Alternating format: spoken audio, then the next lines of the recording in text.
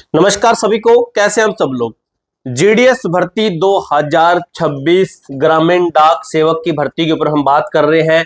Third merit list के ऊपर काफी सारे बच्चों के डाउट आ चुके हैं कि हमारी जो तीसरी मेरिट लिस्ट है ये आएगी या फिर नहीं आएगी, आती है तो कितने परसेंटेज पर आएगी, 10वीं में कितने परसेंटेज हमारे होने चाहिए जिससे हमारा थर्ड मेरिट लिस्ट के अंदर नाम आ जाए। प्रॉपर एक एक चीज को हम क्लियर करेंगे अच्छे तरीके से। वीडियो को लाइक और चैनल को जरूर सब्सक्राइब कर देना, क्योंकि आगे की जो भी जेन्युइन अपडेट है मेरे दोस्त सबसे पहले आपको हमारे इसी चैनल के माध्यम से दी जाएगी। 10वीं के बेस पर जितनी आगे भर्तियां आती है, 10वीं बेस पे है, 12th बेस पे, ग्रेजुएशन बेस पे भर्तियां आती है, उन नई भर्तियों की अपडेट भी आप हमारे इसी चैनल के माध्यम से पा सकते हैं, तो चैनल को जरूर सब्सक्राइब कर लेना। ग्रामीण डाक सेवक जीडीएस तीसरी मेरिट सूची और चयन प्रक्रिया की पूरी जानकारी आपको मैं देने वाला हूं। 10वीं के अंकों पर आधारित सरकारी नौकरी का जो विस्तृत, निष्पक्ष और तथ्य आधारित विश्लेषण आपको मैं देने वाला हूं मेरे दोस्त। देखिए सबसे पहले क्या लिखा है, जीडीएस की नौकरी एक बेहतरीन अवसर क्यों है, क्यों होता है इस नौकरी के अंदर। सबसे देखिए, घर के पास नौकरी मिलती है, अपने ही क्षेत्र यानी लोकल जो एरिया है, डाकघर में काम करने का शानदार मौका मिलता है। आप अपनी पढ़ाई की तैयारी भी आगे कर सकते हो, परिवार के साथ रहने की सुविधा मिलती है, आरामदायक शिफ्ट रहती है, सुबह 9 से 5:30 बजे तक आपकी ड्यूटी रहती है, आकर्षक शुरुआत रहती है, 14,000 से आपकी सैलरी रहती है, जो पोस्टिंग और सर्कल के अनुसार 18,000 से 24,000 हो सकता है। अपनी आगे के एग्जाम्स की तैयारी भी कर सकते हैं। सरकारी व स्थायी केंद्र सरकार के अधीन परमानेंट नौकरी 30+ आयु वर्ग के लिए बिना किसी परीक्षा की सबसे सुरक्षित नौकरी ये आपकी रहती है जीडीएस की। ठीक है, चयन प्रक्रिया रहती है इसके अंदर, जैसे आपकी 10वीं की मार्कशीट लगती है, कोई लिखित परीक्षा नहीं होती है, मेरिट के आधार पर आपका सिलेक्शन होता है। स्थायी सरकारी नौकरी रहती है, मेरिट का आधार पर चयन पूरी तरह से 10वीं कक्षा के जो परसेंटेज नंबर है उनके बेस पर आपका होता है, आपको भी पता है। उसके बाद में सॉरी भाई 2026 मेरिट अब तक का प्रमाणित रेट क्या है। देखिए, पहली मेरिट सूची 6 मार्च 2026 को जारी की गई थी। सामान्य कट ऑफ थी, वो थी आपकी कितनी थी, 100% वाले बच्चों को उठा लिया गया था। 100% से लेकर 98-99% वाले कैंडिडेट को इसके अंदर उठा लिया गया। ठीक है, मैक्सिमम। ठीक है, कहीं पर इससे कम भी है, कहीं पर आपका 100% है, कहीं पर 99% भी है। पीडब्ल्यूडी जो दिव्यांग है उनको 97% पर उठा लिया जाता है। दूसरी जो सेकंड मेरिट लिस्ट लगी थी वो आपकी 8 अप्रैल को लगी थी। यहाँ पर कुछ स्टेट के अंदर 98-99, कहीं पर आपका 97% पर भी किन्हीं बच्चों को उठा लिया गया। पीडब्ल्यूडी कैंडिडेट हैं उनको 92% पर।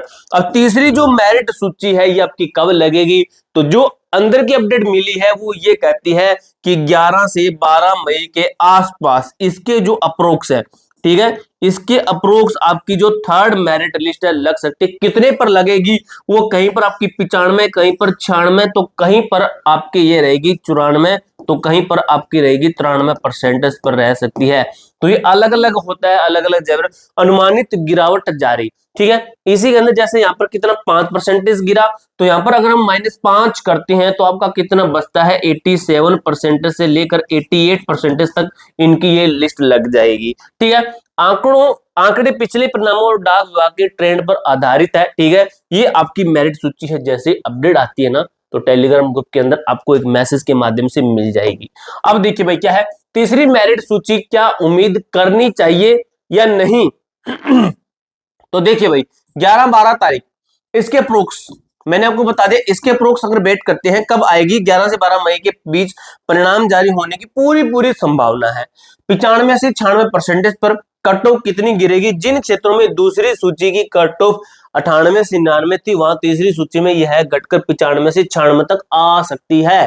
ठीक है, यानी कि जहां आपके जिस स्टेट के अंदर जितनी गई थी, जैसे मान लीजिए किसी स्टेट के अंदर 98% गई थी, तो आप उसको मान सकते हो 97 या फिर 96% पर आपकी ये सूची जा सकती है। ये मान के चलिए, यदि आपके अंक इस रेंज में है तो उम्मीद बनाए रखना आपका सिलेक्शन श्योर है, निश्चित है, 100% है। 8वीं मेरिट लिस्ट क्यों आती है, 8 मेरिट लिस्ट 8 मेरिट लिस्ट तक क्यों आती है। देखिए भाई, दस्तावेज सत्यापन का सच होता है, इसके पीछे जो डॉक्यूमेंट वेरिफिकेशन होता है ये सब कुछ उसके पीछे होता है। वेटिंग लिस्ट आती ही क्यों है, एक बार में बच्चे सिलेक्शन क्यों नहीं लेते, 8 वेटिंग लिस्ट निकालनी क्यों जरूरी पड़ी भाई, इसका थोड़ा सा समझिए। जो फर्जी कैंडिडेट होते हैं। जो आपका जो है 10th की जो मार्कशीट होती है ना, 10th की मार्कशीट होती है, 10th की मार्कशीट फर्जी बना लेते हैं। कुछ उम्मीदवार फॉर्म भरते समय जानबूझकर अपने अंक 100% दिखा देते हैं, कुछ फर्जी होते हैं।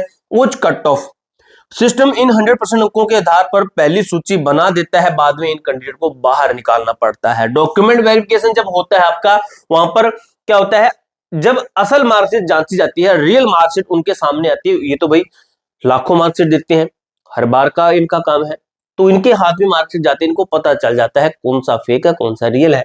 ठीक है, तो फर्जी अंक वाले उम्मीदवार बाहर यानी कि रिजेक्ट हो जाते हैं। नई मेरिट सूची बनती है, खाली हुई सीटों का भरने के लिए कम प्रतिशत असली उम्मीदवारों के लिए अगली सूची जारी करती है। जैसे इसके अंदर 100 कैंडिडेट को बाहर निकाल दिया, तो वेटिंग लिस्ट निकालेंगे, 100 कैंडिडेट दोबारा से इनको बुलाएंगे, फिर इनमें भी कुछ मिलेंगे, इनके अंदर भी कुछ मिलेंगे, फिर इनके अंदर जैसे मान लीजिए 50 कैंडिडेट मिल जाते हैं, तो फिर से 50 कैंडिडेट की लिस्ट लगती है। फिर जैसे इनके अंदर कुछ मिल गए, इनके अंदर 25 कैंडिडेट मिल गए, फिर 25 की वेटिंग लिस्ट लगती है, फिर इनके अंदर 10 की लगती है। इस तरीके से आपकी वेटिंग लिस्ट लगती है, फिर आपकी नई भर्ती आ जाती है बाद में चलकर, आगे चलकर। आगामी सूचियों का भविष्य 85% वालों के लिए भी है, ये उम्मीद बना सकते हो। 100% लिस्ट लगती है, फिर 98% लगती है, फिर 95 तक लगती है, फिर आपकी आगे चौथी, पांचवी, छठी, सातवीं, आठवीं आपकी 85% तक चली जाती है। लेकिन कम बच्चों को बुलाते हैं, ये रियलिटी है, कम बच्चों को बुलाते हैं। यहाँ पर काफी बच्चे इंतजार छोड़ देते हैं, काफी बच्चे भूल जाते हैं। ठीक है, भूल जाते हैं, तो इस तरीके से भी मैटर होता है। विभाग कुल 8 मेरिट लिस्ट जारी करता है, टोटल 8 जारी करता है। चौथी, पांचवी और छठी सूची जैसे जैसे फर्जी उम्मीदवार डीवी प्रक्रिया में बाहर होंगे, कट ऑफ लगातार नीचे गिरती जाती है, फिर आगे कैंडिडेट को उठाते हैं, फिर आगे को उठाते हैं, इस तरीके से। अनुमान छठी मेरिट लिस्ट तक आते आते कट ऑफ 85% 88% तक गिर सकती है, यहां तक आ जाती है कुछ कुछ स्टेट के अंदर, लगभग इतनी पर आ जाती है। डाक विभाग फर्जीवाड़े पर शिकंजा कस रहा है, योग्य वास्तविक अंक वाले उम्मीदवारों को उनका हक जरूर मिलेगा। देखिए भाई, आप निराश मत हो, फेक कैंडिडेट को बाहर वो कर रहे हैं ना, ये तो नहीं उनको सिलेक्शन दे रहे, वो बाहर कर रहे, वेटिंग लिस्ट आ रही है, मतलब आपका नाम आ सकता है, ये काम कर रहा है। कैंडिडेट आएंगे, फर्जी आएंगे, जरूर आएंगे, उनको रोका नहीं जा सकता। फॉर्म भरते हैं, उसके अंदर 100% डाल देंगे, तो उसके अंदर किसकी गलती? उन बच्चों की गलती। लेकिन आगे चलकर उनको सिलेक्शन दे दे, फिर विभाग की गलती, सिलेक्शन उनको नहीं मिलेगा, ये विभाग आपके लिए अच्छा काम कर रहा है। ठीक है, तो ये सिस्टम हुआ। उसके बाद में देखिए भाई, निष्कर्ष और मुख्य बातें आपके लायक चीजें हैं, वो क्या है देखिए। 12 मई के आसपास, 12 मई के अप्रोक्स, ठीक है, 12 मई के अप्रोक्स क्या है, तीसरी मेरिट सूची, थर्ड मेरिट लिस्ट का ऑनलाइन इंतजार करना है। जैसे अपडेट आती है मैं टेलीग्राम ग्रुप के अंदर बता दूंगा। यदि आपके अंक 85 से 96% के बीच में है, तो आगामी सूचियां जैसे 4th नंबर से लेकर 8th नंबर तक धैर्य बनाए रखना है, इंतजार कीजिए, आपका सिलेक्शन होगा। भविष्य में फॉर्म भरते समय हमेशा अपने वास्तविक अंक ही दर्ज करें, गलत जानकारी डीवी में बाहर कर देती है। ठीक है, जैसे मान लीजिए किसी बच्चे के 90% है, अगर गलती में उससे गलती में हो गया 90.1 हो गया, तो ये कोई इसके अंदर पास कर देंगे। 90 से आपके हो गए 100, आपके 75 से हो गए 85, ये गलती मेजर होती है, बड़ी गलती के लिए बाहर करते हैं वो लोग। आपको सत्यता और धैर्य ही जीडीएस में चयन की सिलेक्शन की जो फाइनल कुंजी है। आप धैर्य बनाए रखिए, आपका सिलेक्शन होगा, श्योर होगा, 100% होगा। कोई भी अपडेट आती है मैं आपको टेलीग्राम ग्रुप के अंदर एक एसएमएस के माध्यम से बता दूंगा, और कोई फिर भी डाउट रहता है कमेंट बॉक्स में पूछ सकते हो। मिलते हैं दोस्तों नेक्स्ट वीडियो के अंदर, तब तक के लिए जय हिंद, जय भारत।